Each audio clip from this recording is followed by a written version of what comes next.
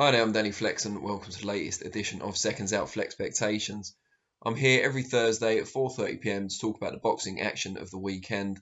And one fight stands out above all else on this occasion, and that is the world title fight between Jamel Herring and Shakur Stevenson.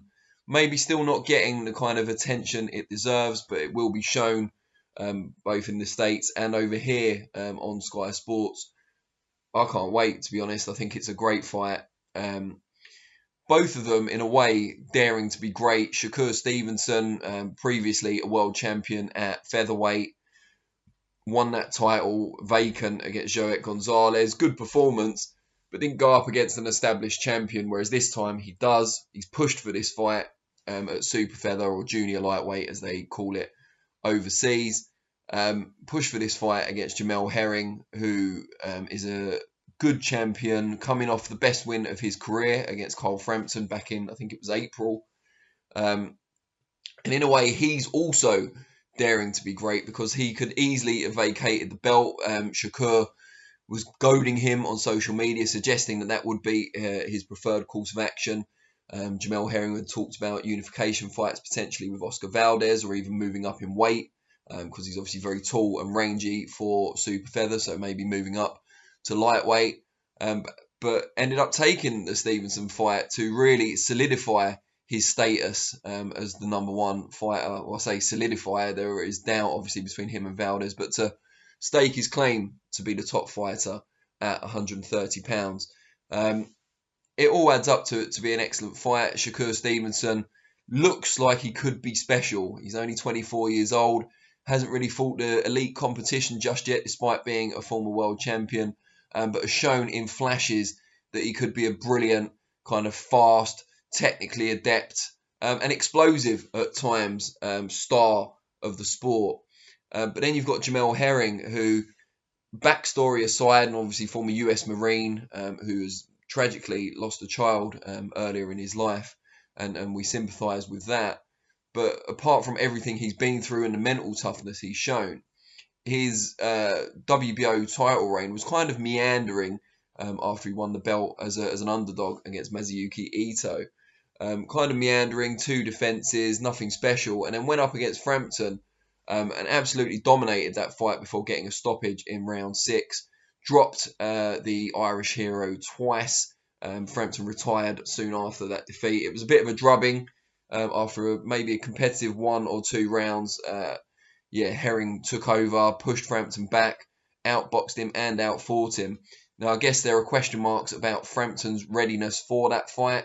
He'd had 2 kind of mediocre challenges, if you like, since being out-hustled by Josh Warrington a couple of years before.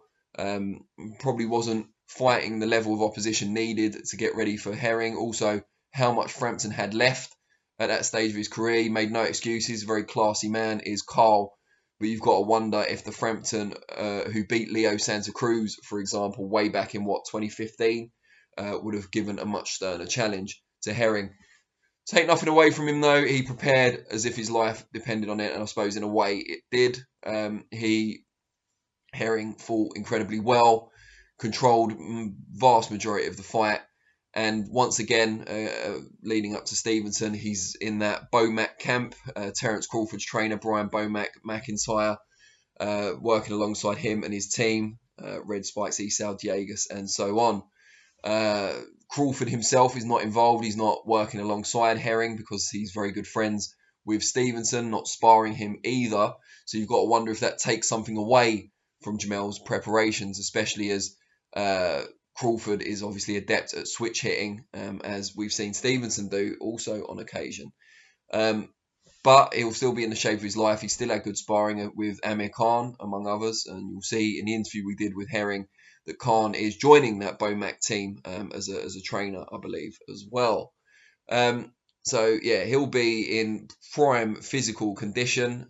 He has the height and reach advantages. He's the more experienced man. He's the established champion. There's a lot going in his favour, physically strong as well.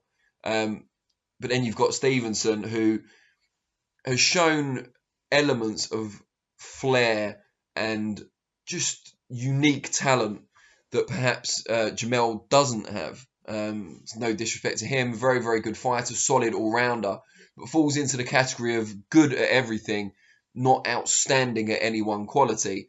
Whereas Stevenson has been pegged from the very start, from back in his amateur days, and they were both good amateurs, as being someone who could really transcend the sport and just, you know, a lot of Floyd Mayweather comparisons, it's fair to say, for him.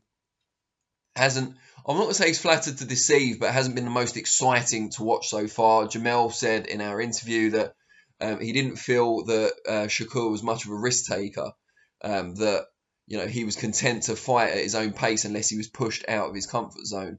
And I put these criticisms to Shakur, another interview you can see on the channel, and he said, well, if Jamel's going to be the risk taker, if he's going to be the one trying to make the fight, let's see how that works out for him. And he seems incredibly confident, incredibly relaxed, belying his tender years going into the biggest fight of his life so far. Trained by his grandfather, Wally Moses, recently posted something on Twitter about sticking with the trainer that's brought you to the dance, if you like, and not looking out for something better all the time. Certainly not put a foot wrong thus far. Always won his fights clearly, although not always entertained as such. Two biggest wins on his record, arguably, are Chris Diaz and Joet Gonzalez, both of whom were subsequently beaten fairly clearly by the featherweight champion Emmanuel Navarrete.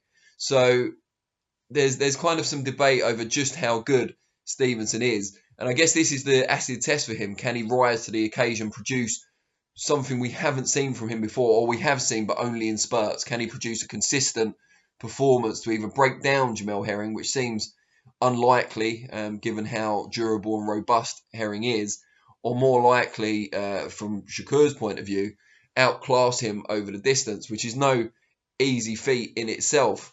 From Herring's point of view, he wants to have a couple of years left in the sport, fighting the top opposition, Valdez, and then maybe a move up to lightweight. So he'll need to turn back the challenge of the younger, ambitious upstart. And he'll relish that, I think. He might not have been desperate for this fight to begin with, but I think now with all the talk, a lot of people picking Stevenson as well, I think Herring is kind of, he's got the bit between his teeth. And he'll look to dictate the pace. He'll look to force Stevenson back behind the excellent jab and the straight shots, work the body as well, and just bully him on the inside when he gets the opportunity to do so. And we shall see in that moment, under pressure, whether Stevenson has got that extra level of quality, whether he, against top opposition, whether he can adapt. It's an absolutely mouth-watering fight, an intriguing prospect. I could see it going a number of ways in both men's favour. So put some money on the draw would be my my recommendation, because you always get good odds on that. And this is one that really could end in that way. Yeah, so really looking forward to it on Sky Sports in the UK as well. I guess I want to hear from you guys, how you weigh up the fight, what do you see happening, and importantly, who wins, and then what next for the winner. So give me your comments below and I'll respond to some of them. I'll be back on Monday looking back on this fight for reflections at 4:30 p.m. and then next Thursday, same time, for the next FLEXpectations, where I imagine, among other things, we'll be looking ahead to the new main event at the O2 in London, which is now Chantel Cameron against Mary McGee, which means I will need to spend a fair bit of time watching some Mary McGee footage on YouTube. Really appreciate the time, and I will see you all soon. Cheers.